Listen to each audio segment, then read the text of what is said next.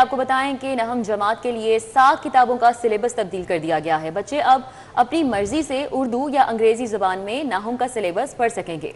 इससे कबल नहम जमात का सिलेबस सिर्फ अंग्रेजी जुबान में पब्लिश किया गया था। सिलेबस तब्दील होने वाली 7 किताबों में उर्दू, अंग्रेजी और हिसाब शामिल हैं।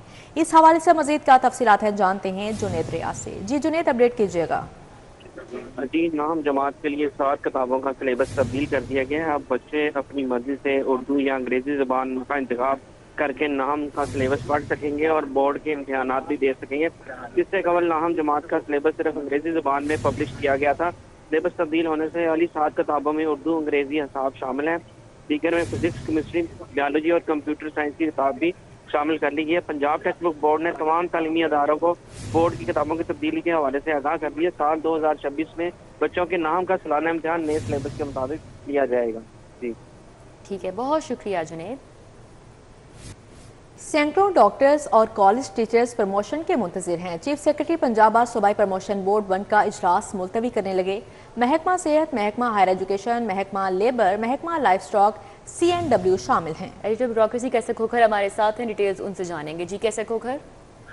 जी बिल्कुल, सैकड़ों कॉलेज टीचर और महकमा स्पेशल हेल्थ केयर के डॉक्टर जो मुख्तलिफ प्रमोशन के लिए जेरे गौर हैं, उनकी प्रमोशन नहीं हो सकी और चीफ सेक्रेटरी पंजाब बार बार जो है इजलास मुलतवी कर रहे हैं, जिसमें महकमा हायर एजुकेशन, महकमा लेबर, महकमा लाइफ स्टॉक, महकमा CNW शामिल है और महकमा स्पेशल हेल्थ केयर के डॉक्टर जो है वो उनके 4 दफा बोर्ड जो है वो मुलतवी हुए हैं और महकमा हेल्थ के जो डॉक्टर्स हैं उनका और टीचर्स जो उनका और इसके बाद कॉलेज टीचर का मुतालबा है कि जो बोर्ड कराया जाए। चीफ सेक्रेटरी पंजाब ने अगली सोमवार को 5 बजे बोर्ड रखा है, लेकिन उनका कहना है कि जब अब दोबारा बोर्ड मुलतवी ना किया जाए, पीर को जो हो रहा है बोर्ड उसमें बोर्ड कराया जाए ताकि उनकी प्रमोशन हो सके, बार बार बोर्ड मुलतवी ना किया जाए।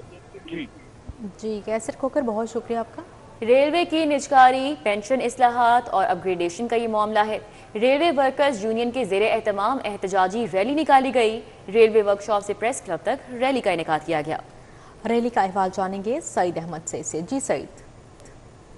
जी बिल्कुल, रेलवे की निजकारी अपग्रेडेशन का ये मामला है और पेंशन इस्लाहात के खिलाफ जो है जो रेलवे मजदूर तबका है वो आज सरापा एहतजाज है। कायदीन मौजूद है, उनसे जानते हैं कि आया कि क्या मामला पेश आ गया। असल वजह ये बनी है एहतजाज की कि आज हम इकट्ठे होकर इसलिए आए हैं यहाँ पर कि एक तरफ तो हमारा CEO कहता है कि रेलवे प्रॉफिट में जा रही है। हमने 5 अरब 6 अरब रुपया पिछली साल से इस मरतबा ज़्यादा कमाया।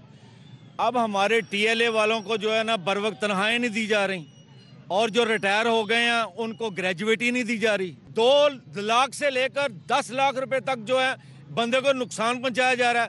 पेंशन में कमी की जा रही है। दिन ब दिन निज़ाम है वो ख़राब होता है। मुख्तसर बताएं कि रेलवे वर्कर यूनियन जो है और दीगर मजदूर है वो सरापा एहतजाज है, सालों से अपग्रेडेशन नहीं हो पा रही। आखिरी खत्मी अमल क्या है जनाब वाला इस वक्त जो सूरत हाल है रेल की कि अपग्रेडेशन पूरे सूबाई तौर पर हुआ और फिर सूबाई वफाकी तौर पर अपग्रेडेशन की लेटर भी आ चुकी है, लेकिन रेलवे में वही रवायत रखी हुई है कि उन्होंने हमारी अपग्रेडेशन उसी तरह रखी हुई है। टाइम स्केल की बातें की जा रही थी, उसी लेटर भी आ चुकी है, लेकिन हमारे पर इम्प्लीमेंट नहीं किया जा रहा है। रेलवे मजदूर तबका जो है और वो सरापा एहतजाज है। वजूहात सिर्फ 2-3 ही हैं कि जो रेलवे की जो अपग्रेडेशन है मुलाजमिन की, उसका अमल है वो बेहतर किया जाए और रेलवे की निजकारी के खिलाफ भी आज सरापा एहतजाज है। ठीक है, बहुत शुक्रिया सईद। दूसरी Shalimar IRC royal college of gynae summit का तीसरा रोज। गायनी समिट में सदर royal college doctor Rani Thakur ने शिरकत की। Professor Saqib Sadiq, professor Mohammad Tayyab, professor Maryam Malik, professor Rubina Sohail ने भी शिरकत की। प्रोफेसर शमसा हुमायूं और दीगर भी मौजूद रहे। मजीद अहवाल जानेंगे, हमारे साथ senior health reporter Zahid Chaudhary हैं। जी जाहिद चौधरी।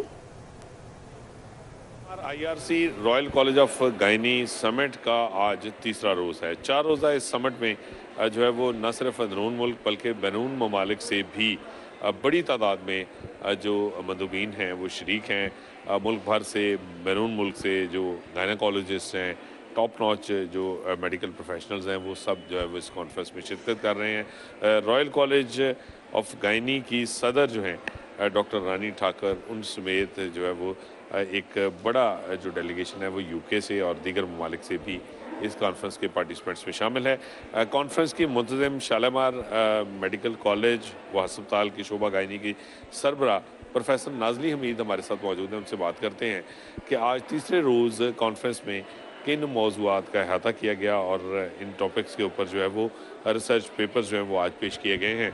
मैम, ये आज तीसरा रोज़ है इस जो है वो समिट का, और ये 4 रोज़ा समिट जो है वो जारी है। कौन कौन से जो सब्जेक्ट्स हैं जिनके ऊपर आज जो है वो रोशनी डाली गई, उनको डिस्कस किया गया, कौन सी टेक्निक्स जो हैं वो ज़ेरे गौर आई? आज हमारा मेन थीम जो था वो रिप्रोडक्टिव मेडिसिन था, और उसके अलावा गायनेकोलॉजिकल ऑन्कोलॉजी था। रिप्रोडक्टिव मेडिसिन में हम बात करते हैं जैसे अमराज़ नस्वा में जैसे बांझपन है, जो रसौलियाँ वगैरह हैं उनका, या अर्ली प्रेगनेंसी जो होती है, जो बांझपन के इलाज के बाद होती है, उसमें जो पेचीदगियाँ हो सकती हैं, मिसाल के तौर पर एक्टोपिक प्रेगनेंसी है, उसको किस तरह से ट्रीट किया जा सकता है, या अगर ट्यूब में हमल हो गया है, वो फट गई है, तो उसको कैसे इलाज किया जाए।